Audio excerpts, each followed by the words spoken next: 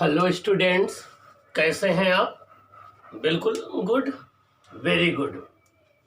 Students, आपका ये 9th class सबसे इम्पोर्टेंट क्लास है, सबसे गुड क्लास है और यही एक क्लास है जो आपके फ्यूचर की फाउंडेशन है। यहीं से आपको फ्यूचर में जहाँ जाना है, जिस करियर में जाना है, उस करियर की शुरुआत आपकी इसी 9th क्लास से होती है। जो स्टूडेंट 9th क्लास से अपने को अच्छे से डेडिकेटेड कर ले गया, वो 12 क्लास तक पहुँचते पहुँचते अपनी मंजिल हासिल कर लेता है। उसके लिए सारे टेंशन ख़त्म हो जाते हैं, उसका करियर बन जाता है, आने वाला फ्यूचर उसका अच्छा होता है और वो सबके लिए एक एग्जाम्पल बनता है, सबके लिए एक चीफ गेस्ट के रूप में जाना जाता है। तो इसीलिए आपको 9th को बहुत अच्छे से पढ़ना है, बहुत ही सीरियस होके पढ़ना है। कोई बात ना समझ में आए तो आप वो शेयर करेंगे। मैं आपके करियर की प्रॉब्लम को ज़रूर सॉल्व करूँगा, क्योंकि आपकी करियर की प्रॉब्लम को सॉल्व करने में मुझे खुशी होगी, आपकी हेल्प करने मुझे अच्छा लगेगा। ओके स्टूडेंट्स, इसके प्रीवियस क्लास में हम लोगों ने स्टडी किया था अब थ्रस्ट क्या है, बुयंसी क्या है, अब थ्रस्ट किन किन फैक्टर्स पर डिपेंड करता है। बुयंसी फ्लूइड की प्रॉपर्टी है। ये डिफरेंट चीज़ें हम लोगों ने डिस्कस किया था। अब आज का टॉपिक है, हम डिस्कस करेंगे कि जब भी हम कोई ऑब्जेक्ट को वाटर में या किसी फ्लूइड में जब हम उसको ड्रॉप कर देते हैं या इमर्ज्ड कर देते हैं, तो कैसे हम पता करें कि वो उसमें फ्लोट करेगी या सिंक कर जाएगी। मीन्स कोई भी ऑब्जेक्ट को अगर हम वाटर में ड्रॉप कर दें तो वो उसमें सिंक करेगी या फ्लोट करेगी, ये कैसे पता करें। अगर वो फ्लोट करेगी तो पूरी डूब करके फ्लोट करेगी, मीन्स कंप्लीटली इमर्ज्ड होकर के फ्लोट करेगी, या उसका कुछ फ्रैक्शन या कुछ पार्ट ही इमर्ज्ड होकर के फ्लोट करेगी, ये कैसे पता करें। जब कोई ऑब्जेक्ट किसी लिक्विड के अंदर होती है तो वो लाइटर क्यों फील करती है, ये हम स्टडी करेंगे। और हम स्टडी करेंगे एक ग्रेट मैथमेटिशियन के विषय में, एक ग्रेट फिलासफर के विषय में, एक ग्रेट साइंटिस्ट के विषय में जिनका नाम था आर्किमिडीज। तो हम एक Greek philosopher, scientist, mathematician Archimedes के विषय में सुनेंगे, आर्किमिडीज की कहानी सुनेंगे, उनकी हम कहानी को सुनेंगे, उनकी लाइफ से कुछ हम इंस्पिरेशन लेंगे और आप सुनेंगे आर्किमिडीज की कहानी अपने सर यूके की जुबानी। तो आप आर्किमिडीज की कहानी सुनेंगे। चलिए पहले आपको कहानी सुना देता हूँ, तब हम आगे स्टार्ट करता हूँ। बच्चों, आर्किमिडीज ग्रीक के थे, जिसको आप यूनान बोलते हो। ये ग्रीस के थे या ग्रीक्स थे। ये फिलासफर भी थे, ये साइंटिस्ट भी थे, ये मैथमेटिशियन भी थे। साइंस में इन्होंने लीवर्स पर काम किया है, पुली पर काम किया है, मैकेनिक्स पर काम किया है, मैथमेटिक्स में इन्होंने ज्योमेट्री पर काम किया है, और फिलासफर तो ये थे ही थे। तो इसलिए एक ग्रेट पर्सन थे, जो एक मल्टी डायमेंशनल थे, मल्टी टैलेंटेड थे। और जब इन्होंने पढ़ाई लिखाई करके इनके ग्रीक कंट्री में जो किंग थे उनके यहाँ आया जाया करते थे। उनके यहाँ जब आते थे तो इनके किंग को एक क्राउन दिया गया था। क्राउन मीन्स मुकुट। अब उस क्राउन में कुछ गोल्ड लगा हुआ था। किंग ने इनसे कहा कि ये पता करो कि ये गोल्ड प्योर गोल्ड लगा है या नहीं। अब कहते हैं कि necessity is the mother of invention. आवश्यकता ही आविष्कारों की जननी होती है। जहाँ हमें किसी चीज़ की ज़रूरत पड़ती है वहीं हम सोचना शुरू करते हैं, वहीं हम थिंक करना शुरू करते हैं, वहीं हम कंटेम्पलेट करना स्टार्ट करते हैं, उसका कोई ना कोई सलूशन ज़रूर हम ढूंढ लेते हैं।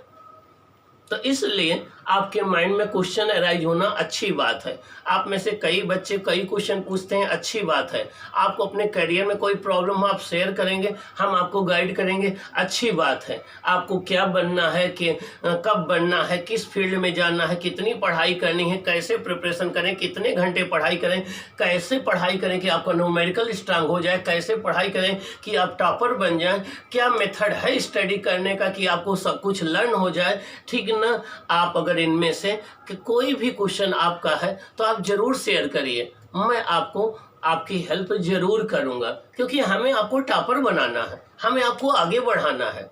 तो मीन्स जब किंग ने इनको आर्किमिडीज को ये जिम्मेदारी सौंप दी, ये रिस्पॉन्सिबिलिटी दे दी कि पता करो, तो कई दिन सोचते रहे, परेशान रहे कि यार कैसे पता करें, क्या तरीका है। तो इन्होंने जो भी इनको साइंस का नॉलेज था, जो भी मैथमेटिक्स थी, फिलॉसफी थी, सब पर सोचना शुरू किया कि हाँ हमने ये स्टडी किया है, ये स्टडी किया है, इसका यहाँ एप्लीकेशन है, इसका यहाँ यूज है, इसका यहाँ यूज है, इसका यहाँ यूज है।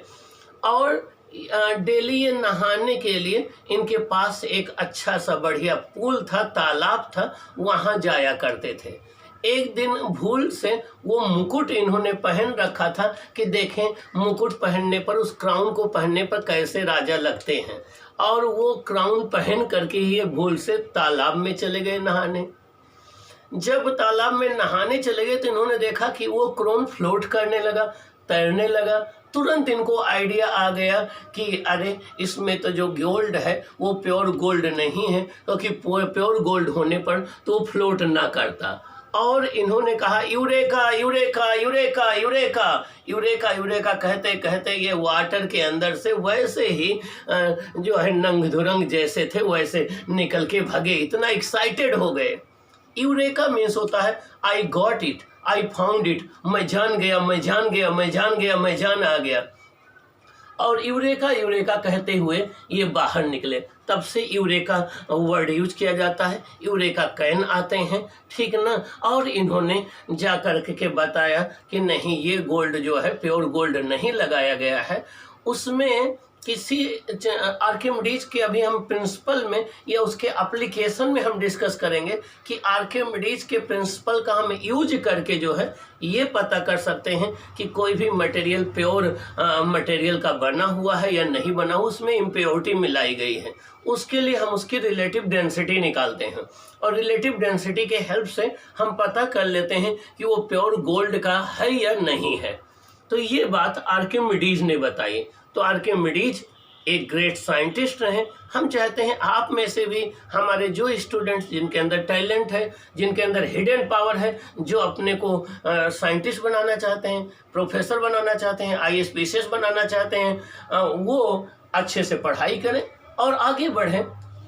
एक दिन तो सारी दुनिया आपकी होगी, क्योंकि आप एक बहुत बड़े सक्सेसफुल इंसान होंगे। तो ये रही आर्किमिडीज की कहानी। अब आर्किमिडीज ने और क्या बताया जो आपके फिजिक्स में है उसके विषय में मैं आपको बता दूं। आप जानते हो कि जब कोई बकेट वाटर के अंदर होती है तो वो लाइटर फील होती है। जब हम वाटर में स्विम कर रहे होते हैं तो लाइटर फील करते हैं, ठीक ना। कोई एक आयरन नेल अगर आप वाटर में ड्रॉप कर दो तो वो सिंक कर जाती है, लेकिन कोई एक कार्क का पीस वाटर पर अगर आप ड्रॉप कर दो तो वो फ्लोट करने लगता है। आयरन की नेल तो वो सिंक कर जाती है, लेकिन उसी आयरन से बना हुआ शिप जो है वो वाटर पर फ्लोट करता है। ये कई बातें हमें सोचने के लिए मजबूर कर देती हैं कि आखिर ऐसा क्यों होता है। तो इसके पीछे लॉजिक हमने बताया था आपको कि जब भी किसी ऑब्जेक्ट को आप किसी लिक्विड में ड्रॉप करते हो, जब भी किसी ऑब्जेक्ट को किसी फ्लूइड में आप ड्रॉप करते हो तो वो फ्लूइड उस ऑब्जेक्ट पर वर्टिकली अपवर्ड डायरेक्शन में एक फोर्स एग्जर्ट करता है। जब भी किसी एक सॉलिड ऑब्जेक्ट को आप किसी लिक्विड में ड्रॉप करते हैं तो वो लिक्विड उस सॉलिड ऑब्जेक्ट पर वर्टिकली अपवर्ड डायरेक्शन में एक फोर्स एग्जर्ट करता है। उस फोर्स का क्या नाम है बच्चों? उस फोर्स का नाम है बुयंट फोर्स या अपथ्रस्ट। उस फोर्स का नाम क्या है? बुयंट या अपथ्रस्ट। और ये बुयंट फोर्स केवल वाटर ही नहीं एग्जर्ट्स करता, सारे लिक्विड करते हैं, सारी गैसेज करती हैं, सारे फ्लूइड जो है बुएंट फोर्स अप्लाई करते हैं या अपथ्रस्ट अप्लाई करते हैं। अब आप पूछ रहे होंगे सर अपथ्रस्ट की डायरेक्शन क्या होती है? बेटा अपथ्रस्ट की डायरेक्शन हमेशा वर्टिकल अपवर्ड होती है। मींस जिधर किसी बॉडी का वेट एक्ट करेगा, वेट हमेशा वर्टिकल डाउनवर्ड एक्ट करता है और अपथ्रस्ट फोर्स की डायरेक्शन हमेशा वर्टिकल अपवर्ड होती है। तो जिधर बॉडी का वेट होगा उसके अपोजिट होगी, मींस अपवर्ड डायरेक्शन में होगी। इसका मतलब हर एक फ्लूइड जब कोई ऑब्जेक्ट उसके अंदर इमर्ज की जाती है या ड्रॉप की जाती है तो उस पर एक अपथ्रस्ट एग्जर्ट करता है या बुएंट फोर्स एग्जर्ट करता है जिसकी डायरेक्शन अपवर्ड होती है, और वेट डाउनवर्ड है। तो जब भी किसी बॉडी पर टू फोर्स अपोजिट डायरेक्शन में एक्ट करें तो नेट फोर्स के लिए ज़्यादा वाले में से कम वाला माइनस कर देते हैं। तो वेट डाउनवर्ड एक्ट करता है, अपथ्रस्ट अपवर्ड एक्ट करता है, तो नेट फोर्स कितना हो जाएगा? वेट माइनस अपथ्रस्ट करेंगे तो वो डिक्रीज हो जाता है। इसलिए वो बॉडी लाइटर फील होती है या वो हल्की महसूस होती है। तो मीन्स वाटर में स्विम करने पर हमें हल्का महसूस होना ये अपथ्रस्ट की वजह से होता है। ओके, जब कोई बकेट वाटर के अंदर इमर्ज्ड होती है तो वो हमें हल्की महसूस होती है, लाइटर महसूस होती है, ऐसा अपथ्रस्ट की वजह से होता है। रिवर वाटर में स्विम करना, ओशन वाटर में स्विम करना आसान होता है, ऐसा लार्जर अपथ्रस्ट फोर्स की वजह से होता है। तो ये डिफरेंट फिनोमिना जो हैं वो अपथ्रस्ट पर बेस्ड हैं। क्या है? अपथ्रस्ट पर बेस्ड है। तो किसी भी बॉडी को लिक्विड में, किसी भी बॉडी को किसी फ्लूइड में कंप्लीटली या पार्शियली इमर्ज्ड करने पर उस पर वर्टिकल अपवर्ड डायरेक्शन में एक्ट करने वाले फोर्स को अपथ्रस्ट फोर्स कहते हैं। अब क्वेश्चन ये उठता है कि इस अपथ्रस्ट फोर्स की वैल्यू किसके बराबर होती है? इस अपथ्रस्ट फोर्स का मैग्नीट्यूड कितना होता है? कितने न्यूटन का ये अपथ्रस्ट फोर्स एक्ट करेगा? इस बात को जानने के लिए आर्किमिडीज ने कई एक्सपेरिमेंट किए। और आर्किमिडीज ने क्या बताया? उन्होंने ये बताया कि जब हम किसी ऑब्जेक्ट को किसी लिक्विड में इमर्ज्ड करते हैं तो जितने दूर में वो ऑब्जेक्ट जाएगी वहां के लिक्विड को वो डिस्प्लेस करेगी, वहां के लिक्विड को वो हटाएगी। तो जो लिक्विड हटाएगी उसका कुछ वेट होगा, तो जो लिक्विड वो डिस्प्लेस करेगी जितना उसका वेट होगा उतना ही अपथ्रस्ट फोर्स इस बॉडी पर अपवर्ड एक्ट करेगा। मतलब क्या हुआ कि जब भी किसी ऑब्जेक्ट को किसी फ्लूइड में पार्शियली या कंप्लीटली इमर्ज्ड किया जाता है तो उस बॉडी पर एक अपथ्रस्ट फोर्स एक्ट करता है। यह अपथ्रस्ट फोर्स उस बॉडी के द्वारा डिस्प्लेस किए गए लिक्विड के वेट के इक्वल होता है। यही है Archimedes principle. Means according to Archimedes principle, when an object is emerged completely or partially in a fluid, there is apparent loss in the weight of the body. This apparent loss in the weight of the body is equal to the upthrust force acting on the body, and this upthrust force is equal to the weight of liquid displaced by the body. इसका मतलब क्या हुआ कि जब भी किसी object को किसी लिक्विड में पार्शियली या कंप्लीटली इमर्ज्ड करते हैं तो उस पर उसके वेट में लॉस होता है। जितना उसके वेट में लॉस होता है वो उस पर एक्ट करने वाले अपथ्रस्ट फोर्स के इक्वल होता है, और अपथ्रस्ट फोर्स जो है उस बॉडी के द्वारा डिस्प्लेस किए गए लिक्विड के वेट के इक्वल होता है। यही है आर्किमिडीज प्रिंसिपल। तो आर्किमिडीज प्रिंसिपल किसी बॉडी पर एक्ट करने वाले अपथ्रस्ट फोर्स को मेजर करने का तरीका बताता है। क्या बताता है? मेथड बताता है। ये तो रहा आर्किमिडीज प्रिंसिपल। इस आर्किमिडीज प्रिंसिपल का यूज कहाँ है, एप्लीकेशन कहाँ है, डेली लाइफ में कहाँ यूज किया जाता है? तो इसका एप्लीकेशन कई जगहों पर किया जाता है। एक ये जो सबमरीन होते हैं जिन्हें आप पनडुब्बी बोलते हैं, जो आपकी शिप होती हैं, शिप और सबमरीन की जो डिजाइनिंग की जाती है वो आर्किमिडीज के प्रिंसिपल के बेसिस पर की जाती है। उसमें कितना वजन आप रखेंगे तो वो सिंक नहीं करेगी, उसके बेसिस पर डिजाइनिंग की जाती है। तो सबमरीन और शिप की डिजाइनिंग आर्किमिडीज प्रिंसिपल पर की जाती है। आपके यहाँ मिल्कमैन जो मिल्क देने आता है वो मिल्क प्योर है या नहीं प्योर है, कितना उसने पानी मिलाया है, ये पता करने के लिए लैक्टोमीटर का यूज किया जाता है। लैक्टोमीटर मिल्क की प्योरिटी को मेजर करता है। लैक्टोमीटर जो है वो आर्किमिडीज प्रिंसिपल पर बेस्ड है। अगर आप जानना चाहते हो कि डिफरेंट लिक्विड की रिलेटिव डेंसिटी क्या है, तो उस रिलेटिव डेंसिटी के लिए एक हाइड्रोमीटर आता है। हाइड्रोमीटर का फंक्शन भी आर्किमिडीज की प्रिंसिपल पर बेस्ड है। तो हाइड्रोमीटर का फंक्शन आर्किमिडीज प्रिंसिपल पर बेस्ड है। लैक्टोमीटर का वर्किंग आपके आर्किमिडीज प्रिंसिपल पर बेस्ड है। सबमरीन और शिप की डिजाइनिंग आर्किमिडीज प्रिंसिपल के बेसिस पर होती है। इसी तरीके से अपने यहाँ जो इन्वर्टर में बैटरी यूज की जाती है उसमें उसके अंदर जो एसिड होता है उसको चेक किया जाता है एसिड मीटर से। तो वो एसिड मीटर जो है वो आपके आर्किमिडीज प्रिंसिपल पर बेस्ड होता है। कोई और अगला एप्लीकेशन क्या है कि कोई भी मटेरियल प्योर है या इम्प्योर है या उसमें इम्प्योरिटी ऐड की गई है, तो उसके लिए उसकी रिलेटिव डेंसिटी हम निकाल करके उसकी प्योरिटी पता कर सकते हैं। तो डिफरेंट मटेरियल्स की और सब्सटेंसेस की प्योरिटी को हम जो है आर्किमिडीज प्रिंसिपल से पता करते हैं। तो ये रहा बच्चों आर्किमिडीज प्रिंसिपल का एप्लीकेशन। तो एप्लीकेशन में क्या क्या आया एक बार फिर से सुन लो। पहला एप्लीकेशन ये आया कि आर्किमिडीज की प्रिंसिपल का यूज करके हम शिप और सबमरीन की डिजाइनिंग करते हैं। दूसरा एप्लीकेशन है कि आर्किमिडीज प्रिंसिपल का यूज करके हम ये पता करते हैं कि कोई मटेरियल या सब्सटेंस प्योर है या प्योर नहीं है, उसकी प्योरिटी का पता करते हैं। तीसरा आर्किमिडीज के प्रिंसिपल पर लैक्टोमीटर बेस्ड है जिससे हम मिल्क की प्योरिटी पता करते हैं।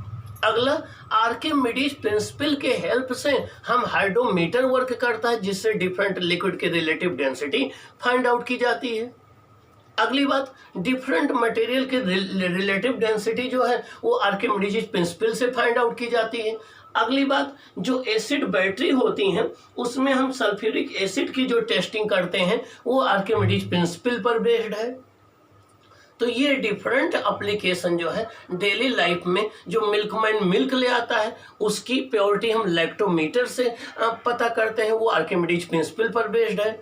तो मीन्स अब आपके यहाँ मिल्कमैन अगर प्योर मिल्क लेके नहीं आएगा तो आप उसको आर्किमिडीज प्रिंसिपल से जरूर चेक करना कि वो कितना उसमें वाटर मिक्स किया है। किससे मेजर करोगे? लैक्टोमीटर से। किससे मेजर करोगे? लैक्टोमीटर। तो लैक्टोमीटर हो गया, हाइड्रोमीटर हो गया, सबमरीन हो गया, शिप हो गया, आपका एसिड बैटरी टेस्टिंग मीटर हो गया। ये सब आर्किमिडीज प्रिंसिपल पर बेस्ड है।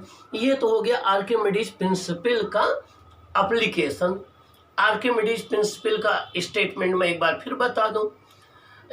आर्किमिडीज प्रिंसिपल ये कहता है कि जब कोई बॉडी पार्शियली या कंप्लीटली इमर्ज्ड की जाती है किसी लिक्विड में तो उस पर एक्ट करने वाला अपथ्रस्ट फोर्स उस बॉडी के द्वारा डिस्प्लेस किए गए लिक्विड के वेट के इक्वल होता है। When an object is partially or completely immersed in a fluid, the upthrust force acting on the body is equal to the weight of liquid displaced by the body। ये है Archimedes का principal. इनको mechanics का father भी माना जाता है Archimedes को। ओके, तो मैकेनिक्स के पापा आर्किमिडीज हैं। मम्मी अपनी मम्मी से पूछना, हम नहीं बताएंगे। ओके, अब अगली बात ये उठती है कि कैसे हम जाने कि किसी भी ऑब्जेक्ट को जब हम वाटर में जो है ड्रॉप कर रहे हैं तो वो सिंक कर जाएगी या फ्लोट कर जाएगी। How we determine when we drop an object in water whether it will float or sink. जब किसी ऑब्जेक्ट को हम वाटर में ड्रॉप कर रहे हैं तो वो सिंक करेगी या फ्लोट कर जाएगी, ये कैसे पता करें? आइए हम आपको बताते हैं, ध्यान से सुने। सबसे पहला स्टेप आपको क्या करना है, आप उस ऑब्जेक्ट की डेंसिटी फाइंड आउट कर लीजिए। डेंसिटी इक्वल टू होता है मास अपॉन वॉल्यूम। तो उस ऑब्जेक्ट की जितना मास दिया गया हो और जितना उसका वॉल्यूम हो, मास अपॉन वॉल्यूम से उसकी डेंसिटी फाइंड आउट कर लीजिए। वो डेंसिटी क्या हो जाएगी? ऑब्जेक्ट की डेंसिटी हो जाएगी। सेकेंड स्टेप पर वाटर की डेंसिटी देखिए कितनी होती है। वाटर की डेंसिटी होती है 1 ग्राम पर क्यूबिक सेंटीमीटर। क्या? 1 ग्राम पर क्यूबिक सेंटीमीटर। अब सेकेंड स्टेप में देखना है कि क्या उस ऑब्जेक्ट की डेंसिटी वाटर की डेंसिटी से ज्यादा है या कम है। अगर उस ऑब्जेक्ट की डेंसिटी वाटर की डेंसिटी से ज्यादा है तो उसको अगर आप वाटर में ड्रॉप करोगे तो वो वाटर में सिंक कर जाएगी, डूब जाएगी, फ्लोट नहीं करेगी। अगर उस ऑब्जेक्ट की डेंसिटी वाटर की डेंसिटी से कम है तो वो फ्लोट करेगी, लेकिन पूरी डूब के नहीं तैरेगी। उसका कुछ पोर्शन वाटर के अंदर होगा, कुछ वाटर के बाहर होगा और वो फ्लोट करेगी। अगर उस ऑब्जेक्ट की डेंसिटी वाटर की डेंसिटी के बराबर है तो वो पूरी डूबी हुई फ्लोट करेगी। हम एग्जांपल आपको बता दें, चलो आइस की बात करते हैं। आइस की डेंसिटी होती है 0.9 ग्राम पर क्यूबिक सेंटीमीटर। वाटर की डेंसिटी होती है 1 ग्राम पर क्यूबिक सेंटीमीटर। आइस की डेंसिटी वाटर से कम है ना, तो जब आप आइस को वाटर पर में ड्रॉप कर दो तो आइस जो है वाटर पर फ्लोट करने लगती है। और आइस का 90% वाटर के अंदर होता है, 10% वाटर के बाहर होता है और वो फ्लोट करती रहती है। कार्क की बात करें, कार्क या वुड की बात करें तो वुड या कार्क की डेंसिटी, वुड की डेंसिटी 0.6 ग्राम पर सेंटीमीटर क्यूब होती है। वाटर की 1 ग्राम पर क्यूबिक सेंटीमीटर होती है। वुड की डेंसिटी वाटर से कम होती है। अगर आप वुड को जो है वाटर पर ड्रॉप करेंगे तो वुड जो है उस पर वाटर पर फ्लोट करती रहेगी। 60% वाटर के अंदर होगा, 40% वाटर के बाहर होगा। आयरन नेल की बात करें, आयरन नेल की डेंसिटी वाटर से ज़्यादा होती है। अगर आयरन नेल को आप जो है वाटर पर ड्रॉप करेंगे तो वो सिंक कर जाएगी, डूब जाएगी। अगर आप बात करें मरकरी की, मरकरी की डेंसिटी वाटर से ज़्यादा होती है। मरकरी की डेंसिटी होती है 13.6 ग्राम पर क्यूबिक सेंटीमीटर, जबकि वाटर की 1 ग्राम पर क्यूबिक सेंटीमीटर है। मरकरी की ड्रॉप को वाटर पर डालेंगे तो वो सिंक कर जाएगी, मरकरी नीचे चला जाएगा, वाटर ऊपर चला आएगा। तो मीन्स इसका पता करने का तरीका ये है कि जिस ऑब्जेक्ट को पता करना है कि वो सिंक करेगी या फ्लोट करेगी, पहला स्टेप उसकी डेंसिटी निकाल लेंगे, density equal to mass upon volume से। सेकंड स्टेप में देखेंगे कि क्या उसकी डेंसिटी वाटर से ज़्यादा है या वाटर से कम है। अगर उसकी डेंसिटी वाटर से ज़्यादा है तो वो सिंक कर जाएगी। अगर उसकी डेंसिटी वाटर से कम है तो फ्लोट करेगी। और अगर उसकी डेंसिटी वाटर के बराबर है तो पूरी डूब करके वो फ्लोट करेगी, मीन्स सबमर्ज्ड करके वो फ्लोट करेगी। ओके ओके, एक बात यहीं और सुन लो, जब किसी ऑब्जेक्ट को वाटर में आप ड्रॉप करते हैं तो अब क्वेश्चन ये उठता है वो पूरी डूब करके तैरेगी या उसका आधा डूबेगा या पूरा डूबेगा, कितना पोर्शन उसका वाटर के अंदर होगा। ये बात डिपेंड करेगा उस ऑब्जेक्ट की डेंसिटी पर और वाटर की डेंसिटी पर। अगर उस ऑब्जेक्ट और वाटर की डेंसिटी सेम है तो वो पूरी डूब करके तैरेगी। अगर उस ऑब्जेक्ट की डेंसिटी वाटर से कम है तो उसका कुछ पोर्शन ऊपर रहेगा, कुछ वाटर के अंदर रहेगा, तब वो फ्लोट करेगी। और अगर उसकी डेंसिटी ज़्यादा है वाटर से तो वो सिंक कर जाएगी। ओके, तो इस तरीके से आप पता कर सकते हैं कि कोई ऑब्जेक्ट वाटर पर फ्लोट करेगी या सिंक कर जाएगी, फ्लोट करेगी या सिंक कर जाएगी। अब एक बात और बता दें, जब कोई ऑब्जेक्ट को किसी लिक्विड में आप ड्रॉप करते हो, जैसे ये मार्कर को हमने लिक्विड में ड्रॉप कर दिया तो इस पर 2 फोर्सेस लगेंगे। एक इसका वेट डाउनवर्ड लगेगा और एक इस पर अपथ्रस्ट फोर्स अपवर्ड लगेगा। जब भी किसी ऑब्जेक्ट को किसी लिक्विड में हम ड्रॉप कर देते हैं तो उस पर 2 फोर्सेज ऐड करते हैं। एक उसका वेट वर्टिकल डाउनवर्ड होता है जो कि ग्रेविटेशनल फोर्स होता है, अर्थ अप्लाई करती है। एक उस पर अपथ्रस्ट फोर्स लगेगा ऊपर की ओर, एक उस पर अपथ्रस्ट लगेगा जो ऊपर की ओर होगा, अपवर्ड होगा। और आप जानते हैं कि जब किसी ऑब्जेक्ट पर 2 फोर्स एक्ट करें और दोनों अपोजिट डायरेक्शन में हो तो वो बॉडी नेट फोर्स की डायरेक्शन में मोशन करती है। तो अगर उसका वेट ज़्यादा है तो नेट फोर्स डाउनवर्ड होगा, वो बॉडी नीचे की ओर जाएगी, सिंक कर जाएगी। अगर उसका वेट कम है, अपथ्रस्ट फोर्स ज़्यादा है, तो नेट फोर्स अपवर्ड लगेगा और वो ऊपर उठेगी और उठ करके फ्लोट करने लगेगी, वो फ्लोट करेगी। अगर वेट उस बॉडी का अपथ्रस्ट फोर्स के इक्वल है तो वो पूरी डूब करके फ्लोट करेगी। तो किसी भी बॉडी का किसी लिक्विड में सिंक कर जाना या फ्लोट करना दो बातों पर डिपेंड करता है, एक उसके वेट पर और एक उस पर लगने वाले अपथ्रस्ट फोर्स पर। अगर अपथ्रस्ट फोर्स ज़्यादा है बॉडी के वेट से तो उस केस में वो बॉडी फ्लोट करेगी, और अगर अपथ्रस्ट फोर्स कम है उस बॉडी के वेट से तो वो बॉडी सिंक कर जाएगी। चलो हम एग्जाम्पल। और अपथ्रस्ट फोर्स किस बात पर डिपेंड करता है? ये डिपेंड करता है उस बॉडी के डूबे हुए वॉल्यूम पर, और जिस लिक्विड में फ्लोट कर रही है उस लिक्विड की डेंसिटी पर, और जी पर डिपेंड करता है। जो ओशन का वाटर होता है, ओशन का वाटर, सी का वाटर, उसमें साल्ट मिले होते हैं, उसकी डेंसिटी ज़्यादा होती है, तो उस वहाँ जब हम स्विम करते हैं तो हम पर अपथ्रस्ट फोर्स ज़्यादा लगता है, हमारा वेट कम होता है, तो हम आसानी से स्विम कर लेते हैं। यही कारण है कि ओशन के वाटर में, सी के वाटर में स्विम करना आसान होता है, तो हम आसानी से स्विम कर लेते हैं। लेकिन रिवर का वाटर फ्रेश वाटर होता है, इसकी डेंसिटी कम होती है, तो यहाँ पर हम पर अपथ्रस्ट फोर्स कम लगता है, तो हम उतना ईजिली जो है स्विम नहीं कर पाते हैं। तो we can swim easily in the ocean and sea water because the density of sea and ocean water is greater, so it exerts a larger upthrust force on the object, so objects can float easily. एक बात और यहीं पर हम लोग याद कर लें, वो ये है कि देखो किसी ऑब्जेक्ट की डेंसिटी और किसी मटेरियल की डेंसिटी दोनों अलग अलग बातें होती हैं। ऑब्जेक्ट की डेंसिटी और मटेरियल की डेंसिटी दोनों अलग अलग बातें हैं। जैसे एक शिप है, शिप किससे बना होता है? आयरन से।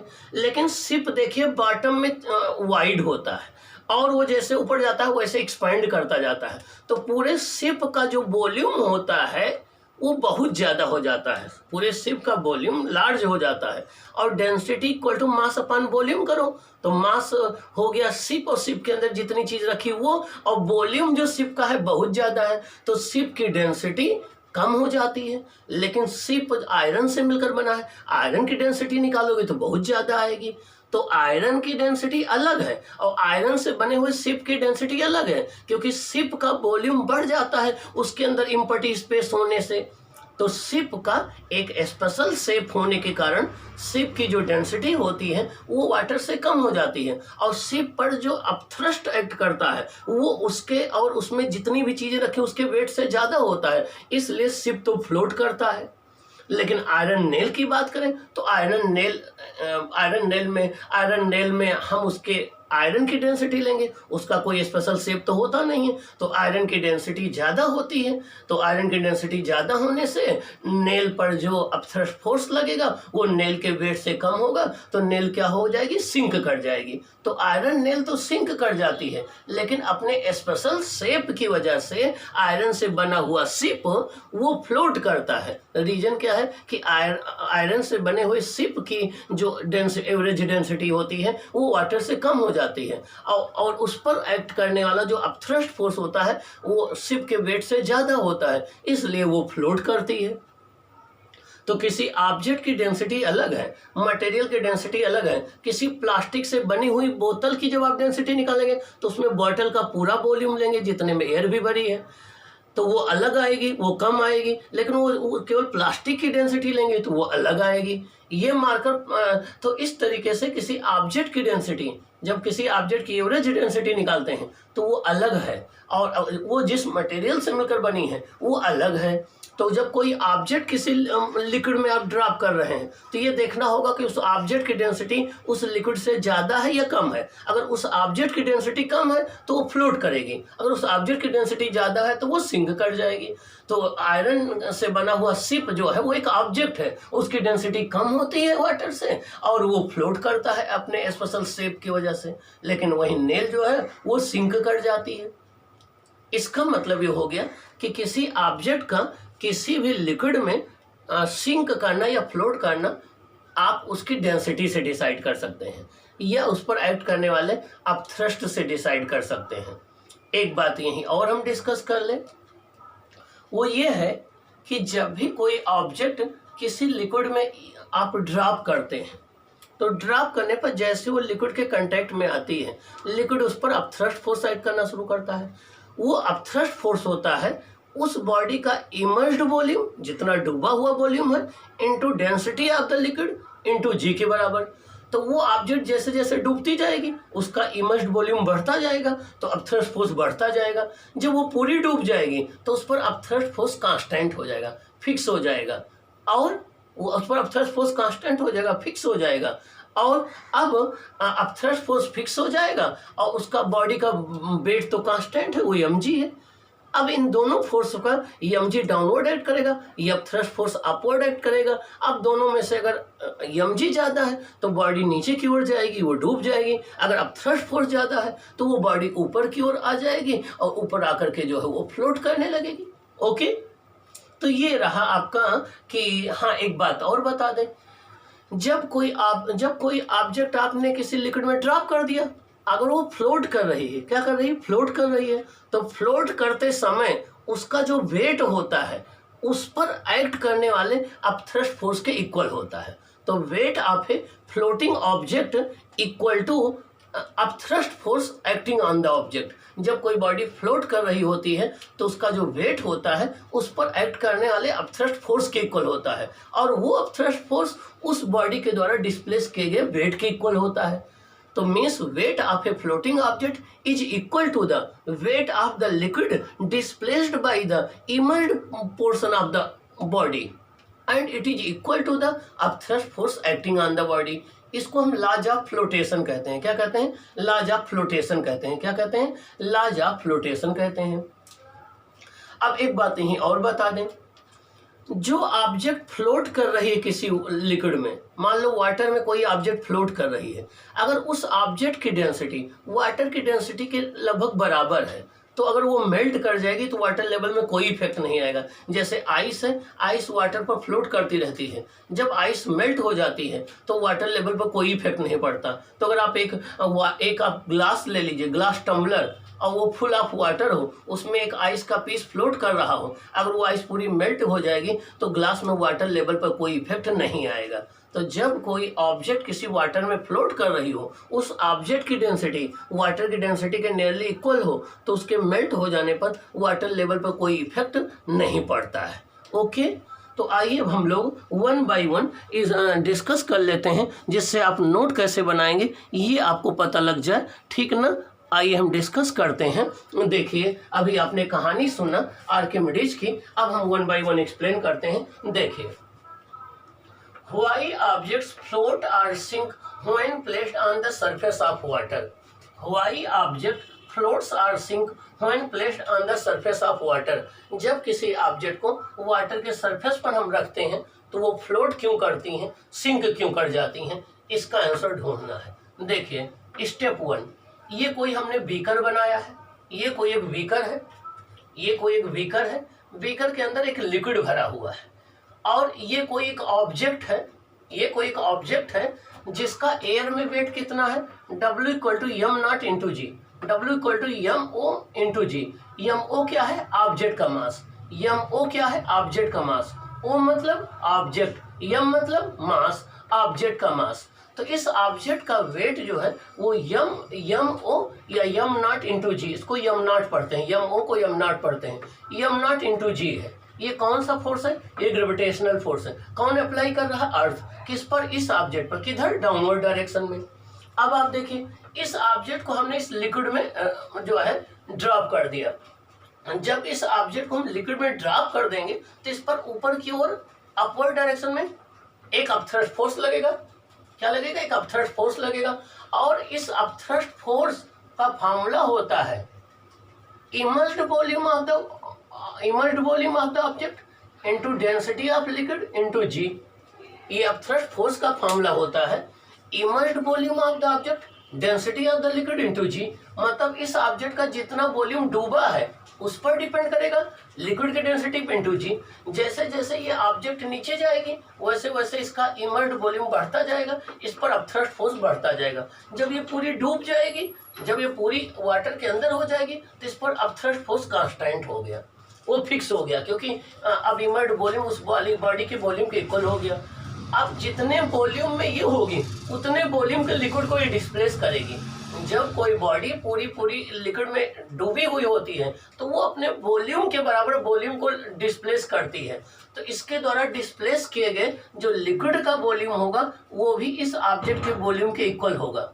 जब कोई ऑब्जेक्ट पूरी पूरी इमर्ज्ड होती है किसी लिक्विड में तो उसके द्वारा डिस्प्लेस किए गए लिक्विड का वेट उसके खुद के वॉल्यूम के इक्वल होता है। उसके द्वारा डिस्प्लेस किए गए लिक्विड का वेट उसके खुद के वॉल्यूम के इक्वल होता है। अब आप देखें इस ऑब्जेक्ट पर टू फोर्सेज ऐड कर रहे हैं, एक अपथ्रस्ट ये अपवर्ड, एक वेट डाउनवर्ड, एक अपथ्रस्ट अपवर्ड एक वेट डाउनवर्ड। अब इन दोनों फोर्सेज में से अगर ये वेट ज्यादा होगा तो नेट फोर्स किधर लगेगा, डाउनवर्ड। जब भी किसी बॉडी पर टू फोर्स लग रहे हो तो नेट फोर्स निकालने के लिए ज्यादा वाले में से कम को माइनस कर देते हैं। देखिए एक फोर्स डाउनवर्ड है एक अपवर्ड है, दोनों अपोजिट में है ना, तो नेट फोर्स हो जाएगा W minus F B, net force हो जाएगा W माइनस एफ बी। आप देखिए अगर वेट ज्यादा होगा ये अपथ्रस्ट कम होगा तो नेट फोर्स किधर लगा, नीचे की ओर, बॉडी नीचे की ओर जाएगी और ये सिंक कर जाएगी। क्या कर जाएगी, सिंक कर जाएगी। अगर ये वेट कम होगा अपथ्रस्ट फोर्स ज्यादा होगा तो ये नेट फोर्स ऊपर की ओर लगेगा, बॉडी ऊपर उठना शुरू करेगी और कुछ डूब करके, जितना डूबने पर उसका अपथ्रस्ट फोर्स उसके वेट के इक्वल हो जाएगा उतना डूब करके वो फ्लोट करने लगेगी। अगर ये अपथ्रस्ट फोर्स और वेट दोनों एक दूसरे के इक्वल हो गए तो ये बॉडी पूरी डूबी हुई फ्लोट करती रहेगी, तैरती रहेगी। आइए देखते हैं केस 1। हाँ, नेट फोर्स देखिए निकालना है तो नेट फोर्स हो जाएगा वेट और माइनस अपथ्रस्ट। ये एफ बी क्या है, बुयंट फोर्स, एफ बी क्या है, बुयंट फोर्स, तो वेट माइनस एफ बी हो जाएगा। अब आप देखिए case 1, if W is greater than F B, अगर बॉडी का वेट ज्यादा है अपथ्रस्ट क्या है, कम है, बुयंट फोर्स कम है, वेट ज्यादा है, तो नेट फोर्स किधर होगा, नीचे की तरफ। नेट फोर्स किधर लगेगा, नीचे की तरफ। बॉडी क्या होगी, डूब जाएगी, बॉडी क्या करेगी, सिंक कर जाएगी। इसका मतलब ये हो गया कि जब भी किसी सॉलिड ऑब्जेक्ट को किसी लिक्विड में हम ड्रॉप करें, अगर उसका वेट ज्यादा है, उस पर अपथ्रस्ट फोर्स कम है, तो वो बॉडी नीचे जाएगी, सिंक कर जाएगी, डूब जाएगी। देखिए अब वेट इक्वल टू क्या होता है, W इक्वल टू mg होता है। ये ऑब्जेक्ट का मास हो गया, g हो गया। और अपथ्रस्ट जो बुयंट फोर्स होता है वो होता है mass of liquid displace into g के equal.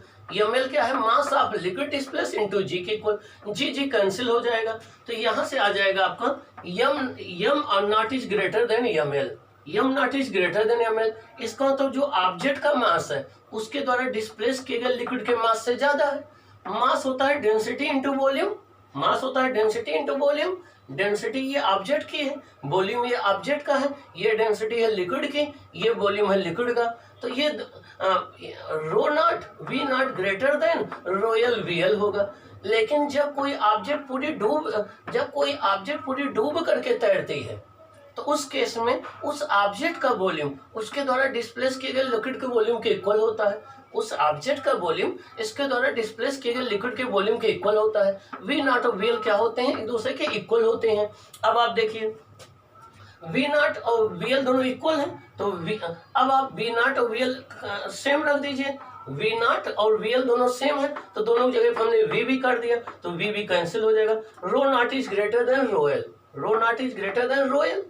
Body will sink not float. और रो क्या है, रो नॉट क्या है, ऑब्जेक्ट की डेंसिटी, रोयल क्या है, लिक्विड या वाटर की डेंसिटी, और बॉडी क्या है, सिंक कर जाएगी। तो सुनिए इसका कंक्लूजन क्या है, जब भी किसी ऑब्जेक्ट की डेंसिटी मतलब मास पर यूनिट वॉल्यूम, जब भी किसी ऑब्जेक्ट की डेंसिटी वाटर की डेंसिटी से ज्यादा होती है, ग्रेटर होती है, तो वो ऑब्जेक्ट वाटर में ड्रॉप करने पर सिंक कर जाती है। अब दूसरा केस देखिए, if W is less than F B means weight कम है अपथ्रस्ट फोर्स ज्यादा है, ये वेट कम है अपथ्रस्ट फोर्स ज्यादा है। मान लो ये 100 न्यूटन है, ये 80 न्यूटन है, तो नेट फोर्स आ जाएगा 100 माइनस 80 20 न्यूटन अपवर्ड। तो नेट फोर्स किधर लगेगा, अपवर्ड। अब बॉडी क्या होगा, बॉडी लिक्विड से ऊपर जाना शुरू करेगी और तब तक जाती रहेगी जब तक कि उसके डूबे हुए वॉल्यूम के द्वारा डिस्प्लेस किए गए लिक्विड का वेट उस बॉडी के वेट के इक्वल नहीं हो जाएगा। Body will float only a fraction of body will be emerged inside the liquid. इस केस में बॉडी क्या करेगी, फ्लोट करेगी। क्या करेगी, फ्लोट करेगी और उसका कुछ पोर्शन डूबा रहेगा, इमर्ज्ड रहेगा।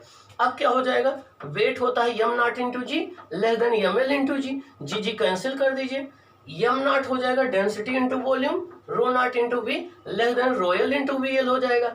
अब यहाँ से रो नॉट क्या हो जाएगा, लेस देन रोयल वी एल अपॉन वी हो जाएगा। मतलब ऑब्जेक्ट की डेंसिटी लिक्विड की डेंसिटी से क्या है, कम है। तो जब ऑब्जेक्ट की डेंसिटी लिक्विड की डेंसिटी से कम होगी तो वो फ्लोट करेगी।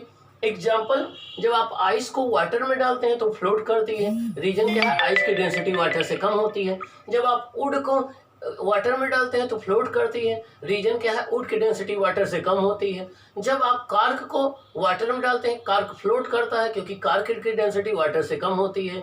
जब किसी एक प्लास्टिक की बोतल को वाटर में आप डाल देते हैं तो वो फ्लोट करती है, प्लास्टिक की बोतल की डेंसिटी वाटर की से कम होती है। लेकिन आप वहीं आयरन नेल को डाल देते हैं तो आयरन नेल सिंक कर जाती है, रीजन क्या है, आयरन नेल की डेंसिटी ज़्यादा होती है।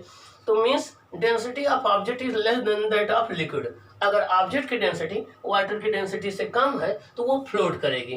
केस थर्ड देख लीजिए, केस थर्ड है if W equal to F V, mean जितना बॉडी का वेट है उतना अपथ्रस्ट फोर्स है। मान लीजिए ये भी 100 न्यूटन है, ये भी 100 न्यूटन है, तो नेट फोर्स कितना हो जाएगा, 100 माइनस 100 जीरो हो जाएगा। और जब नेट फोर्स जीरो हो जाएगा तो बॉडी को आप जहां छोड़ दोगे वहीं पर वो जो है फ्लोट करने लगेगी, तैरने लगेगी। तो जब भी किसी बॉडी का वेट उस पर एक्ट करने वाले अपथ्रस्ट फोर्स के इक्वल हो तो वो बॉडी इमर्ज होकर के, डूब करके तैरने लगती है, और उस ऑब्जेक्ट को जहां छोड़ दोगे वहीं वो रुकी रहेगी। देखिए m naught g equal to m L into g, rho naught into V equal to rho L into V L. तो इस केस में whole rho naught equal to rho L. इसका मतलब जब भी किसी ऑब्जेक्ट की डेंसिटी वाटर की डेंसिटी या जिस लिक्विड में फ्लोट कर रही है उसकी डेंसिटी की इक्वल हो तो वो बॉडी पूरी डूबी हुई तैरती है। Whole of the body will emerge in liquid and floats, पूरी बॉडी डूबी भी रहेगी, तैरती भी रहेगी। The body will remain where it is left, जहां भी ऑब्जेक्ट को छोड़ दोगे वहीं वो रुकी रहेगी। ओके, अब हम देखें कि आर्किमिडीज के प्रिंसिपल का स्टेटमेंट क्या है, एग्जाम में कैसे राइट करेंगे। If a body is partially और completely immersed in a fluid, अगर किसी बॉडी को पूरा या हाफ, पूरा या पार्शियली या उसका एक थोड़ा पार्ट किसी फ्लूइड में इमर्ज्ड कर दिया जाए, मतलब डुबो दिया जाए, it experience and upthrust upward force, इस पर एक अपवर्ड फोर्स एक्ट करता है जिसको आप क्या कहते हो, बुयंट फोर्स। क्या कहते हो, buoyant force. That is equal to the weight of the liquid displaced by it, और ये अपथ्रस्ट जो उस पर एक्ट करेगा ये उस बॉडी के द्वारा डिस्प्लेस किए गए लिक्विड के वेट के इक्वल होगा। तो buoyant force equal to weight of the liquid displaced by the body, weight of the buoyant force equal to weight of the liquid displaced by the body. इसको एक बार मैं फिर एक्सप्लेन कर दूं कि जब भी किसी ऑब्जेक्ट को किसी लिक्विड में पार्शियली या कंप्लीटली इमर्ज्ड किया जाता है तो वो बॉडी पर एक अपथ्रस्ट फोर्स एक्ट एक अपथ्रस्ट एक्ट करता है। वो अपथ्रस्ट उस बॉडी के द्वारा डिस्प्लेस किए गए लिक्विड के वेट के इक्वल होता है। ओके ओके, अब एप्लीकेशन ऑफ आर्किमिडीज प्रिंसिपल, इसका यूज कहाँ करते हैं, relative density of substance, different substance की रिलेटिव डेंसिटी निकालने के लिए। रिलेटिव डेंसिटी क्या फॉर्मूला यूज करते हैं, weight in air upon weight in air minus weight in water. Means पहले चीज को आप एयर में वेट कर लीजिए कितना आ गया वो देख लीजिए, फिर वाटर के अंदर वेट कर लीजिए कितना आया, और एयर का जो वेट है वो वाटर एयर के वेट में से वाटर के वेट को माइनस करके डिवाइड कर दीजिए तो उसकी रिलेटिव डेंसिटी आ जाएगी।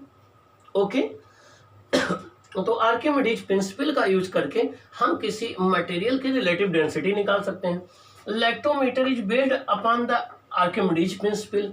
लैक्टोमीटर किस पर बेस्ड है, आर्किमिडीज प्रिंसिपल पर। एपी का मतलब आर्किमिडीज प्रिंसिपल, एपी का मतलब आर्किमिडीज प्रिंसिपल। हाइड्रोमीटर किस पर बेस्ड है, आर्किमिडीज प्रिंसिपल पर। आपका डिजाइनिंग ऑफ शिप और सबमरीन किस पर बेस्ड है, आर्किमिडीज प्रिंसिपल पर बेस्ड है। एसिड में जो बैटरी टेस्ट होता है वो आर्किमिडीज प्रिंसिपल पर बेस्ड होता है। ओके, अब प्रिंसिपल ऑफ फ्लोटेशन क्या होता है, प्रिंसिपल ऑफ फ्लोटेशन ये कहता है कि जब भी कोई बॉडी फ्लोट कर रही हो किसी लिक्विड पर तो उसका जो वेट होगा उसके द्वारा डिस्प्लेस किए गए लिक्विड के वेट के इक्वल होगा। तो weight of a floating body is equal to the weight of liquid displaced by the body. तो देखिए, an object float in a liquid if the weight of the object is equal to the weight of the liquid displaced by the body। जब भी कोई object float कर रही हो तो उसका वेट उसके द्वारा डिस्प्लेस किए गए लिक्विड के वेट के इक्वल होता है। इसी को हम क्या बोलते हैं? Principle of flotation. क्या बोलते हैं? Principle of flotation. अब हम ये मान लें कि उस ऑब्जेक्ट का वेट क्या है? W नॉट है। इसको W नॉट पढ़ते हैं, यहाँ O लिखा हो तो इसको W नॉट पढ़ते हैं। यहाँ O फॉर ऑब्जेक्ट है, L फॉर लिक्विड है। तो मान लीजिए उस ऑब्जेक्ट का वेट W नॉट है और उसके द्वारा डिस्प्लेस किए गए लिक्विड का वेट WL है, तो W naught equal to WL। क्या? W naught equal to WL।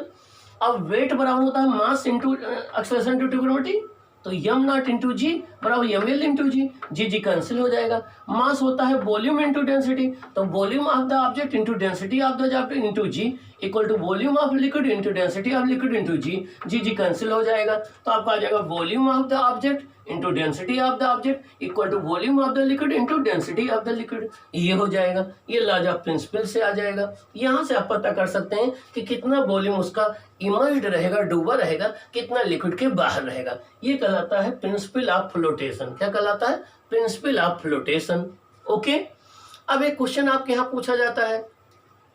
वो पहला क्वेश्चन ये है कि what is the direction of the thrust force. Answer आ जाएगा vertically upward, opposite to the direction of weight. एक पूछा जाता है कि आयरन ने सिंक कर जाती है, आयरन से बना हुआ शिप फ्लोट करता है, तो आंसर हो जाएगा due to special shape of the ship the density of the ship is average density of the ship is smaller than the density of water, hence upthrust acting on the ship is greater than the weight of ship, hence it floats। मतलब ship के special shape की वजह से जो ship की average density होती है water से कम हो जाती है, उस पर एक्ट करने वाला अपथ्रस्ट जो है उसके टोटल वेट से ज़्यादा होता है, इसलिए वो फ्लोट करती रहती है। अगला क्वेश्चन पूछा जाता है कि ओशन में या सी में स्विम करना ज़्यादा इजी है, तो उसका ये आंसर है कि ओशन या जो सी होते हैं उनके वाटर की डेंसिटी ज़्यादा होती है, तो वहाँ पर हम पर अपथ्रस्ट फोर्स ज़्यादा एक्ट करता है, तो वहाँ पर स्विम करना आसान हो जाता है। ठीक ना। अगला क्वेश्चन है, मान लो हमारा वेट 42 kg है। अब अगर हम स्प्रिंग बैलेंस से अपना वेट मेजर करें तो 42 kg से ज़्यादा आएगा या कम आएगा। जब आप स्प्रिंग बैलेंस पर खड़े होकर के मेजर करोगे तो आप पर एयर का अपथ्रस्ट लगेगा, वो आपके वेट को थोड़ा कम कर देगा, तो हमें अपना वेट कम फील होगा। एक बात और बता दूं, जब किसी चीज़ को आप एयर में ऐसे वेट करते हो तो उसका ट्रू वेट होता है। क्या होता है? ट्रू वेट होता है। और जब हम उसको किसी लिक्विड के अंदर वेट करते हैं तो वो हल्का महसूस होता है, तो उसका वेट कम होता है। तो वो जो फील होता है वो वाटर के वो जो फील होता है वो एपरेंट वेट कहलाता है। क्या कहलाता है? एपरेंट वेट कहलाता है। तो किसी लिक्विड के अंदर डुबोने पर किसी ऑब्जेक्ट का जो वेट फील होता है वो उसका एपरेंट वेट कहलाता है, और एयर में जो वेट होता है वो उसका ट्रू वेट कहलाता है। तो एपरेंट वेट किसी ऑब्जेक्ट का जो है वो कम फील होता है, लेकिन अगर वो ऑब्जेक्ट फ्लोट कर रही है तो उसका एपरेंट वेट 0 होता है। तो किसी भी फ्लोटिंग ऑब्जेक्ट का एपरेंट वेट 0 होता है। रीजन क्या है? उसका जितना वेट होता है उतना ही उस पर अपथ्रस्ट एक्ट करता है, तो नेट फोर्स 0 हो जाता है और उसका एपरेंट वेट 0 हो जाता है। तो किसी भी फ्लोटिंग ऑब्जेक्ट का एपरेंट वेट क्या होता है? 0। क्या होता है? 0। अगर आपसे कोई एक क्वेश्चन पूछे कि 200 ग्राम का कोई प्लास्टिक बैग है, वो वाटर में फ्लोट कर रहा है, बताइए उसका एपरेंट वेट कितना होगा, तो आप 0 बोलोगे। अगर आपसे पूछा जाए कि स्प्रिंग बैलेंस वहां से लगाओ, रीडिंग कितनी देगी? 0 देगी। ओके, तो ये रही आपकी आर्किमिडीज की कहानी और आपके सरयू की जुबानी। आपने ये सुना, इसको अच्छे से समझेंगे, नोट बनाएंगे, इसके बाद हम न्यूमेरिकल का डिस्कशन करेंगे और फिर हम लोग next chapter 4 work and energy start करेंगे। और आप ध्यान से सुनेंगे, जाएंगे फिजिक्स चैनल को सब्सक्राइब करेंगे। Okay, bye.